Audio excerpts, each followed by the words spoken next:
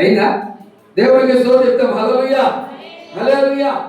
ఇక్కడ ఏమంటున్నాడు దేవుని ప్రజలారా? ఆ మాట మరొకసారి చదువుకుందాం.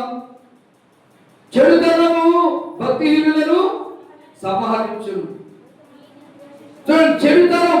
అందుకే నేను చెప్తున్నాను, చెడుతనం మానండి, చెడుతనం విడిచిపెట్టండి,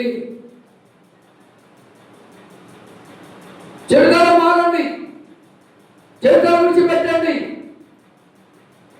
మనం తల్లి చెప్తుంది, అయ్యా నా కూతురు చెప్పానయ్యా వినట్లేదయ్యా, నా కూతురు చెప్పానయ్యా ఎన్నోసార్లు చెప్పానయ్యా వినట్లేదయ్యా, చెడుతనం వద్దమ్మా చెప్పానయ్యా వినట్లేదయ్యా, చెడుతనం విడిచిపెట్టే చెప్పాను వినట్లేదయ్యా. ఇప్పుడు మీరు అన్న మాటే ఆ జీవితంలో జరిగింది,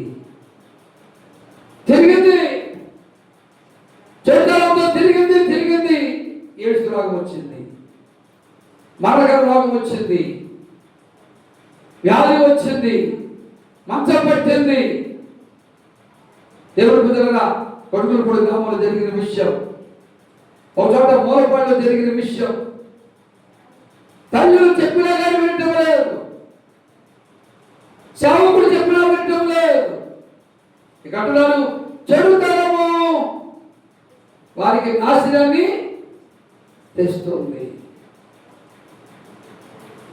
అందుకే ఆ బాధ ఏంటంటే చెడుతనాన్ని విడిచిపెట్టండి, చెడుతనాన్ని మానండి, చెడుతనాన్ని అసహించుకోనండి, చెడుతనానికి టాటా బై బై చెప్పండి.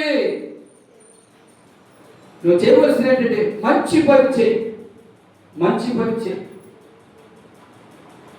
మంచి పని ప్రార్థన. ఇక్కడ ఏమంటుందంటే చెడుతనము భక్తిహీనులను సంహరించని చంపేస్తుంది. భక్తిహీనులు ప్రార్థన కూడా జీవిస్తారు. చూడండి, ప్రార్థన చేయకుండా జీవిస్తారు. ఈయన భక్తిహీనులు. ఈ భక్తిహీనులను చంపేది చెడుతనం. మంచితనం బ్రతికిస్తుంది, చెడుతనం చంపేస్తుంది.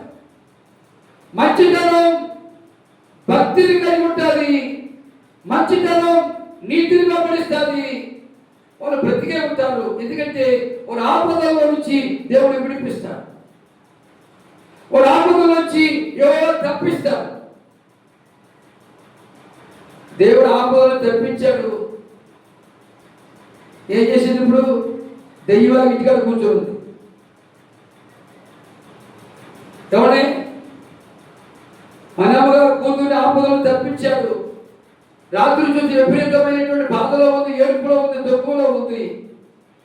ఎవరి రాత్రి 8:30కి వెళ్ళి ప్రార్థన చేశాను, నొప్పులు తగ్గాయి.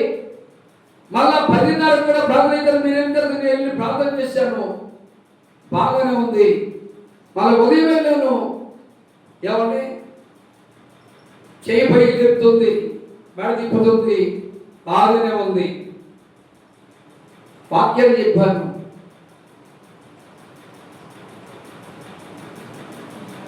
పిల్లలకి బదులు తల్లి కూడా కాదు రాలేనండి, చెప్పరు పగలతో పనికి వెళ్తానా, రావా దేవుడు నీకు మేలు చేసినందుకు రావా, సిగ్గులేదు నీకు అని మాట్లాడు.